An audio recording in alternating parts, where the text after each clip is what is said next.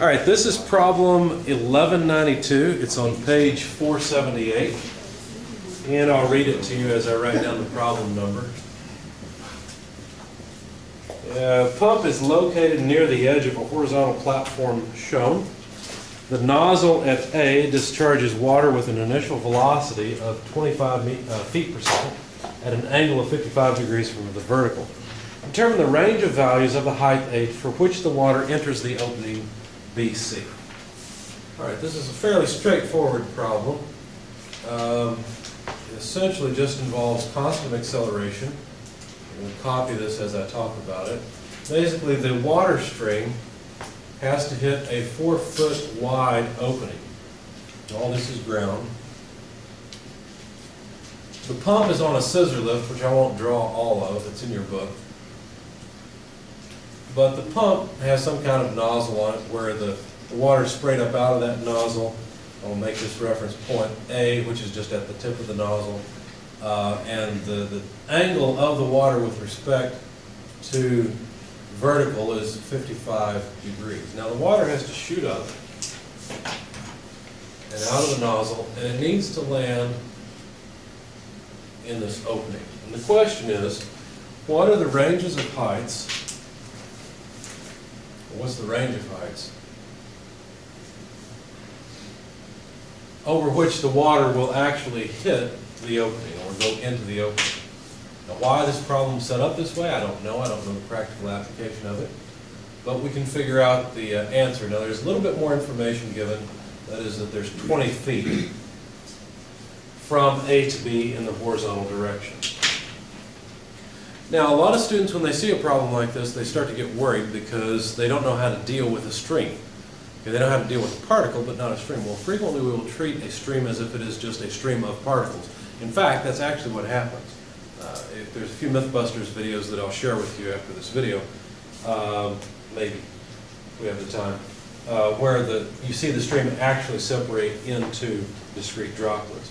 And one of the reasons for that is surface tension. But anyway, it's not a fluids course. So let's solve this problem. What do we know? We know that the velocity at A is 25 feet per second, and it's at 55 degrees from vertical. So that's good. All right, range of H. How will we solve this? Well, if you think about it, the x component of velocity does not change. Why? Because there's no force acting on it. There's no acceleration in the x direction. So we can deal with the x direction pretty easily. The x direction, or the x component of this velocity, is simply constant. So what that means then is that the velocity in the x direction from A is just the same thing all the way throughout. We can simply calculate it as a component. Now, before I write that down, do I need to use VA, which is in this direction, times sine or cosine to get a horizontal component? Cosine? How many people do I have voting for cosine? How many people do I have voting for sine? That's the only other option, right? Well, I guess somebody could say tangent, but This direction? yeah, horizontal directions. Sine. Okay, two people for sine? Okay, well, it's actually is sine. Sine is the correct answer. You have to be really careful here. In a lot of your classes, you get used to thinking of x goes with cosine and y goes with sine. And so this looks like x direction, and I want an x component, so it must be cosine. The problem with that is that's only true when you're measuring the angle from the x-axis. In this case, we're measuring the angle from the y-axis. Here's how I think of it. I extract a triangle. It represents what I'm interested in. So this is the velocity at A that I'm interested in. The angle that I know is over here. Now, I don't even have to put in the angle. It doesn't really matter. What matters is that whether this angle touches the side determines whether or not it's sine or cosine. Now, obviously, this is the hypotenuse. So this side touches the angle, or it's the adjacent side, so it's the cosine side. This side does not touch the angle. The angle's kind of looking at it, I guess is a way to say it. So that's the sine side. Okay, so the horizontal component is the sine side in this case. Make sense? It always helps, and it really doesn't take very long to extract the triangle, draw what you know, and figure out whether it's sine or cosine. And I know some of you use SOHCAHTOA, which is fine. That's a good memory jogger. I can't remember exactly how that goes, so I won't share it with you, but we can figure it out if you want me to. Anyway, so I need to use sine. Sine of 55 degrees. Now let me show you something else that I do that's sort of a shorthand. I hope it won't confuse you too much. I get tired of writing sine and cosine, so I frequently write it this way. And I try to make the S very obvious. So just S 55 degrees means sine of 55 degrees. Okay? It's a pretty handy little trick. I recommend you try to use it if you ever get the chance. Anyway, if you plug in the numbers, the x direction velocity comes out to about 20.479 feet per second. So that's the velocity in the x direction along the entire travel time. So now we need to deal with the y direction. And in the y direction, what happens? Well, the velocity in the y direction changes. Why? Because gravity acts on it, right? So gravity causes an acceleration in the y direction that is negative. So essentially, the acceleration in the y direction is just a constant. It's negative g, assuming that I'm going to take a regular x, y coordinate system as we usually do. Okay? So the acceleration in the y direction is just negative g. It's against the coordinate system. And what I'm really interested in is something that deals with a change in y coordinates, so a position. I need an equation, a constant acceleration equation, that includes a change in coordinate. Okay, the only one I can think of right off that includes that and that includes an acceleration is this equation. Y equals y naught plus v naught yt plus 1/2 ay t squared. Okay, this is just the equation that relates position to acceleration and time. Now, why would I go this way? Well, let's think ahead a little bit.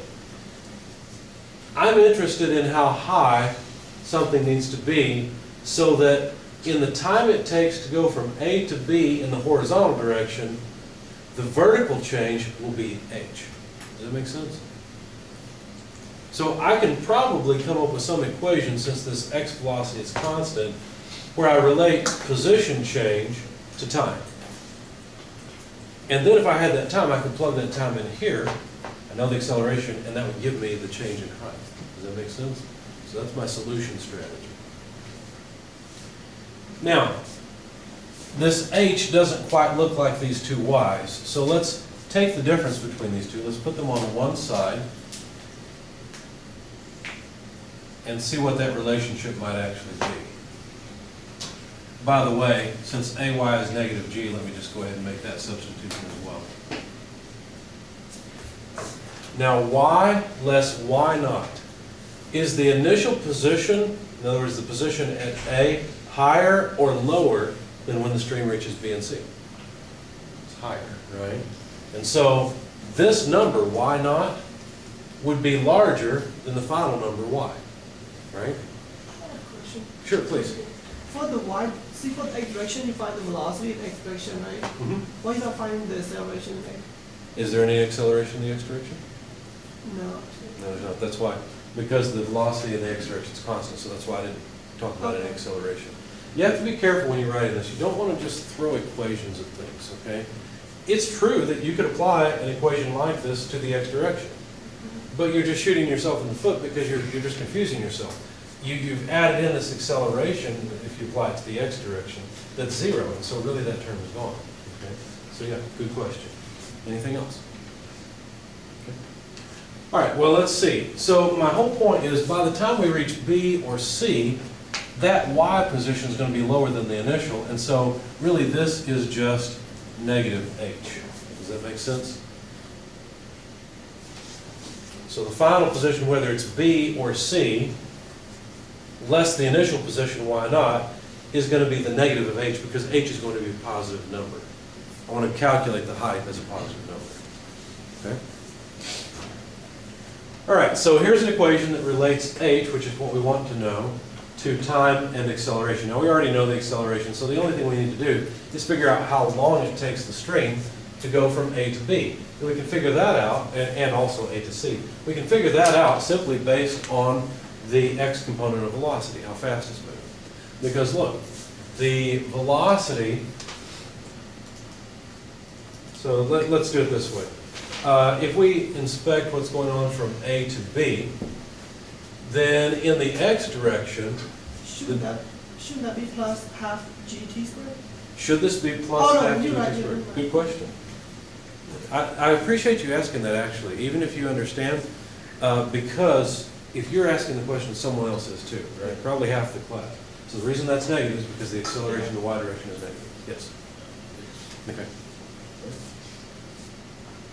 Okay, so, and by the way, if you guys don't ask me those questions, everything I write here will be lost, right? You'll be over here trying to figure out what's going on, so please ask those questions. I like them. Questions are great. Okay, in the x direction, the motion from A to B, the distance from A to B is covered at this velocity. So I could write an equation that says the length from A to B is simply equal to the velocity in the x direction times the time required to get to B. Does that make sense? It's just a simple, straightforward equation. So the time required to get to B is simply equal to the distance between A and B divided by the velocity. This is kind of like, I'm going to go visit my cousin. He lives 200 miles away. I'm going to drive 100 miles an hour. You don't get pulled over by that cop, right? How long will it take me? 2 hours, right? Please don't drive 100 miles an hour. Unless you're on a racing track and it's safe, okay? Then have fun.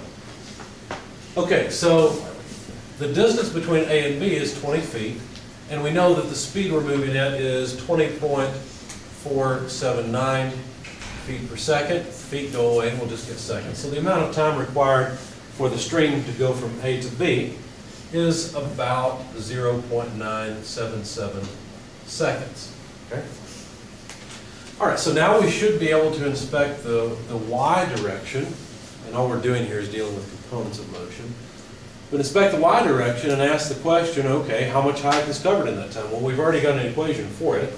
Let me just flip the sign, right? Because I've got negative h here. So let me write h for hitting B is equal to, and I'll just flip the negative signs here. I want to get rid of that negative sign. Is equal to negative v naught y tb, because notice I need the time required to go from A to B, so that's going to be tb, plus 1/2 gtb squared. So once again, both the signs flipped because I moved it from here. Okay? So now I can plug in numbers. Well, I need the initial velocity in the y direction. That's one thing I need that I don't have yet. So how could I get it? Well, the other thing I could have done over here is say the velocity at A in the y direction, or the initial velocity in the y direction, using the same, or two different symbols for the same thing. That initial velocity would just be VA cosine of 55 degrees. See what I did there? I used C for cosine like I do for sine. It's also a handy thing. If you plug all that in your calculator, 25 feet per second times cosine of 55 degrees, you will get, I did it here somewhere, hang on. I think I did it here somewhere, I better have. Oh, I see, I plugged it in both cases I plugged it into the equation, so I don't have a number here. Guys, grab your calculators if you will, and give me a number. I'll go ahead and show you what I plugged in, but compute that if you would. 14.34. 14.34, thanks. Anyone second that? Yeah. Okay, thanks. All right, so 14, now notice the negative sign just comes from the equation, so 14.34 feet per second multiplied by TB, which is 0.977 seconds. Okay, that's the first term, plus, and I realize I'm off the video, so I better break the line. So plus 1/2 G is 32.2 feet per second squared times TB squared, 0.977 seconds squared. When you plug all that in your calculator, you find that the height we have to set this thing at is 1.35 meters.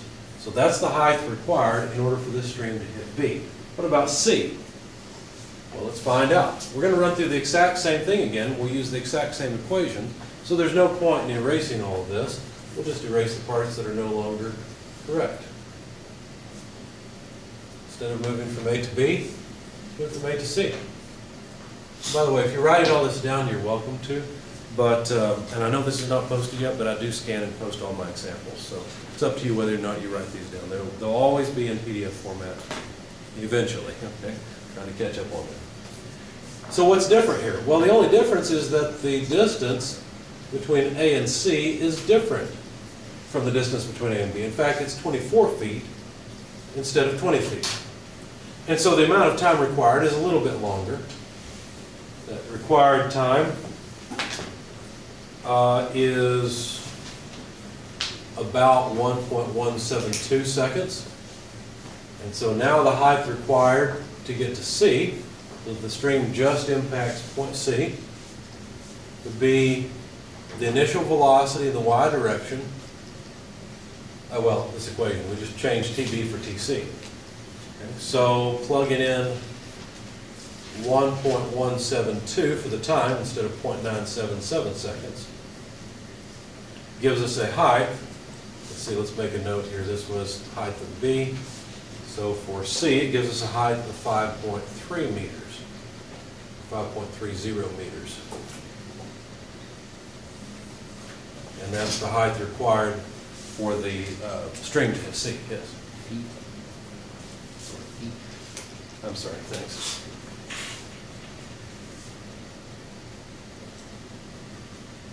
In a small way, I guess you could say I'm bilingual. That's feet. When you say height of C, like, would you point it on the picture? What I'm saying here is what height does this nozzle have to be at so that the stream hits C? Okay, yeah. Yeah.